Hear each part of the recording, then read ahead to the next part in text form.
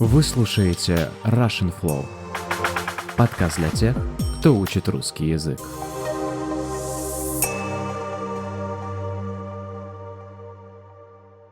Всем привет!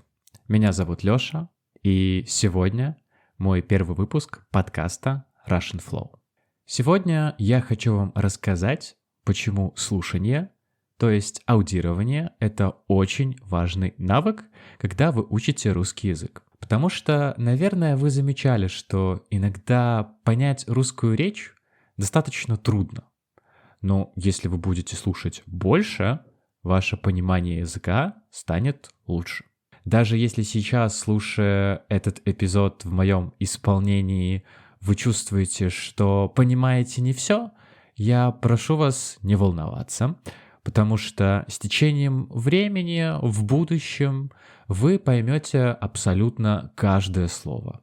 И даже, возможно, улыбнетесь от того, насколько проще вам стало меня понимать. Потому что процесс изучения языка, он достаточно долгий. Не бывает такого, чтобы за месяц или за два, если вы только начали изучать язык, вы стали профессионалом. Вы стали понимать на уровне носителя, стали говорить так, будто вы всю жизнь прожили с русскоговорящими людьми. Не верьте тем, кто обещает вас научить говорить или понимать на русском языке за месяц, 2 или 3, потому что это невозможно. Нужно больше учиться, больше работать и больше слушать. Именно про процесс аудирования, про процесс слушания мы сегодня и поговорим. Но для начала давайте выясним, что такое вообще аудирование, что такое слушание, про которое я все говорю. Аудирование — это навык слушания и понимания того, что вам говорят. Может быть прослушивание подкастов, просмотр сериалов. Также аудированием своего рода может считаться и прослушивание музыки. Потому что в музыке также есть русская речь, которую вы слушаете и понимаете. Почему важно уделять большое внимание, почему важно делать акцент на аудировании? В первую очередь, потому что мозг учится слышать правильные звуки и слова, которые используют носители языка. Когда вы слушаете, вы понимаете, как и что говорят носители языка. Это и помогает вам понимать, а впоследствии и говорить быстрее. Поэтому в следующий раз, когда у вас появится вопрос, что мне сегодня делать с русским языком? Я хочу поучиться, но вот не знаю, чем себя занять. А задайте себе вопрос, достаточно ли я хорош или хороша в аудировании? Достаточно ли я хорош или хороша в понимании русского языка? Если ответ на этот вопрос отрицательный, вы говорите: наверное, все-таки я еще недостаточно хорош или хороша в аудировании. Я еще недостаточно понимаю русскую речь. Возможно, сегодня вам стоит заняться тем, чтобы прослушать материалы, предназначенные для людей, которые учат русский язык. Например, как мой подкаст. Поэтому, пожалуйста, не переживайте. Даже если сейчас вы испытываете проблемы с пониманием, у вас они есть, эти проблемы с пониманием, чем больше вы будете слушать, тем быстрее и легче для вас будет становиться этот процесс понимания и изучения языка. Но какие еще навыки, какие еще умения помогают улучшить аудирование? И я отвечу, что произношение. Но вы меня можете спросить: окей, Лёш, как то, что я слушаю, может помочь при моем говорении, при моем общении с другими людьми? Я отвечу так, что когда вы много слушаете, ваш язык, ваше говорение становится лучше. Вы слышите, как правильно произносятся слова и начинаете их повторять, даже у себя в голове, даже не артикулируя их вслух, вы все равно становитесь лучше в произношении. Вы имитируете язык, который вы слушаете. И это вам помогает говорить правильно.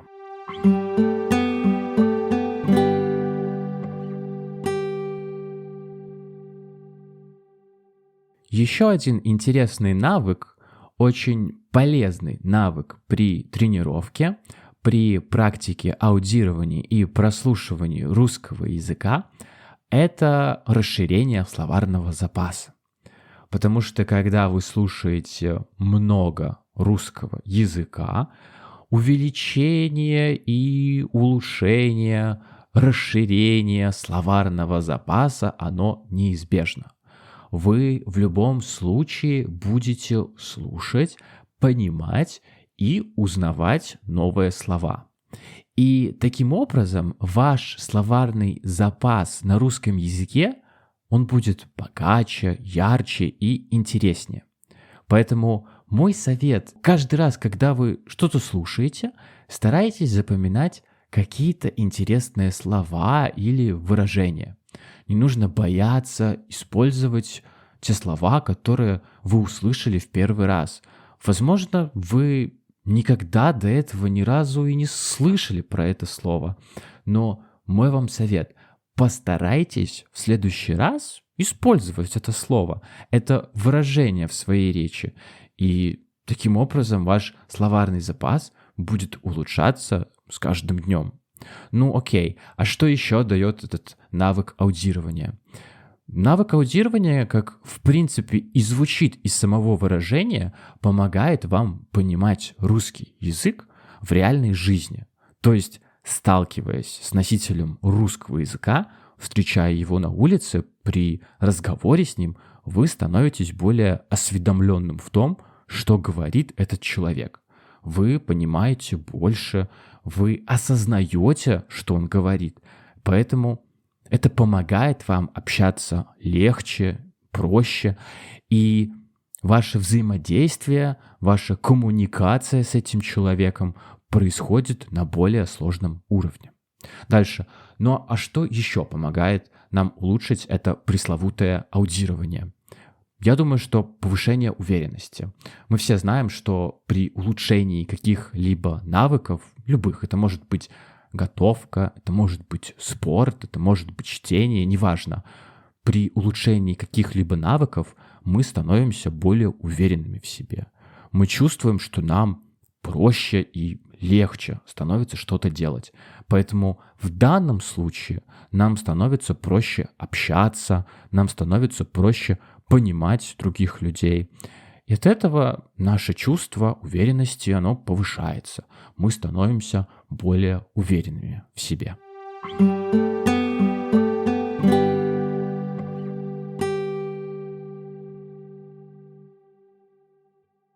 Дальше давайте поговорим про то, какие полезные советы я могу вам дать для того, чтобы развивать аудирование, для того, чтобы улучшать его, чтобы повышать свою уверенность, чтобы разговаривать с другими людьми было проще. В первую очередь, очень очевидная вещь — слушать как можно больше. Я не сторонник того, чтобы вы уделяли время на изучение языка дозированно, то есть учили русский язык только, допустим, в среду или в пятницу. Да, это хорошо, это лучше, чем не делать ничего, но постарайтесь слушать каждый день. Даже если это всего лишь 10 минут, все равно это очень полезно, это очень нужно, это поможет вам улучшить ваше понимание русского языка. Слушайте что угодно, что вам нравится, музыка, радио, подкасты, все что угодно, все, к чему лежит у вас душа. Кстати, отличный фразеологизм. В конце этого шоу, в конце этого эпизода я разберу основные выражения и фразы, сложные для понимания. Постараюсь их использовать в контексте, для того, чтобы вы лучше их поняли и выучили. Дальше я советую использовать разные материалы. То есть не стоит зацикливаться на чем-то одном. То есть не нужно слушать только подкаст, не нужно смотреть только сериал, не нужно слушать только музыку. Нужно вносить разнообразие в свой рацион, если позволите так сказать. И таким образом улучшать свое понимание русского языка.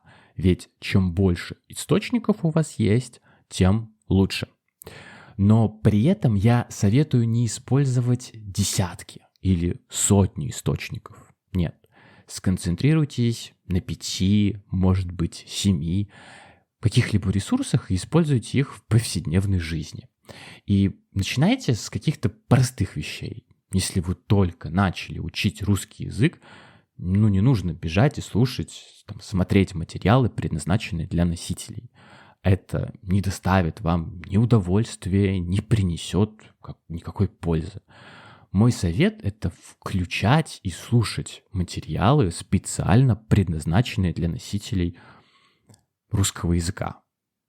Поэтому, если вам доступны субтитры, старайтесь слушать и читать вместе с субтитрами.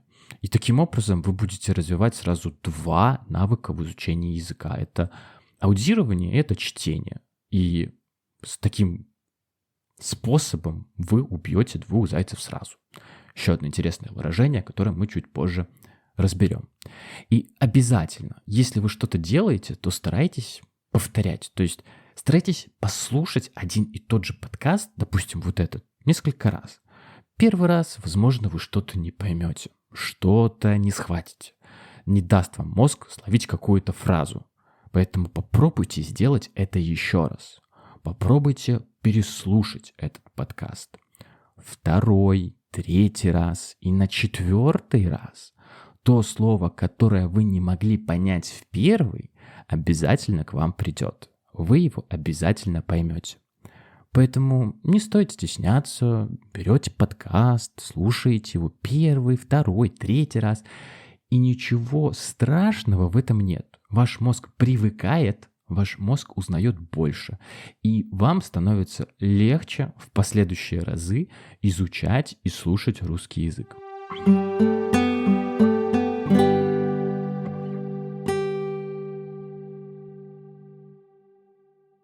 Вы мне можете задать вопрос. Окей, все это очень хорошо, но мне трудно. Я ничего не хочу, я ничего не понимаю. Что мне делать? Во-первых, успокоиться. Успокоиться, потому что в спешке, в волнении никакая проблема не решается. Необходимо взять паузу и подумать, каким образом я могу что-то изменить для улучшения ситуации, для того, чтобы мне стало легче. Что я могу сделать? В первую очередь необходимо понять, нравится ли то, что вы делаете. Если не нравится, необходимо заканчивать. Необходимо искать другие материалы, другие подкасты и менять свою стратегию, свою психологию. Потому что делая что-то вопреки, делая что-то, что вам не нравится, никогда вы не станете специалистом в этой области. Нельзя делать что-то против своего желания.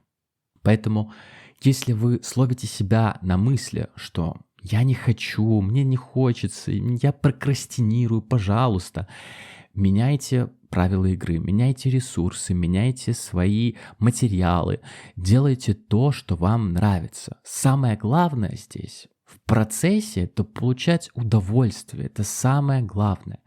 Без удовольствия, без наслаждения изучения ничего не выйдет.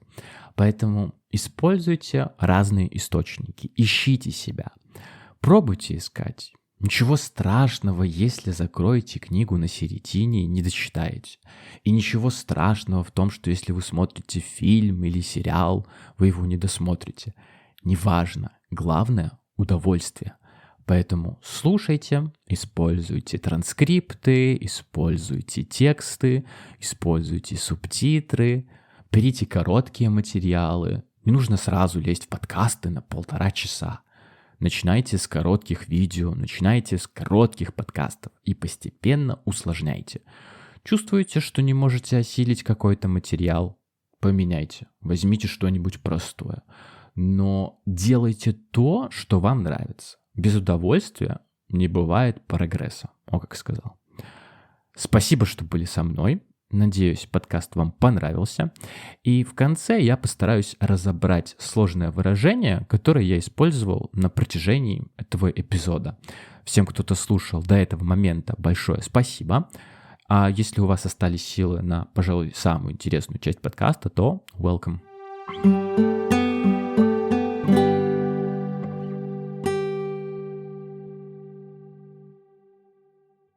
Первое выражение, которое мне бы хотелось разобрать, это делать акцент на чем-то. И оно означает обратить особое внимание или подчеркнуть какую-то часть или идею. То есть, когда мы говорим, что делаем акцент на чем-то, мы хотим сказать, мы говорим, что это самое важное. Мы хотим, чтобы люди заметили именно это. Поэтому, когда я говорю, что на уроке учитель делал акцент на правильное произношение слов. И это означает, что учитель говорил особенно много о том, как правильно произносить эти слова, и хотел, чтобы все запомнили это. То есть делать акцент на чем-то означает что-то подчеркивать, что-то выделять. Следующая фраза, интересная фраза, это быть осведомленным о чем-то.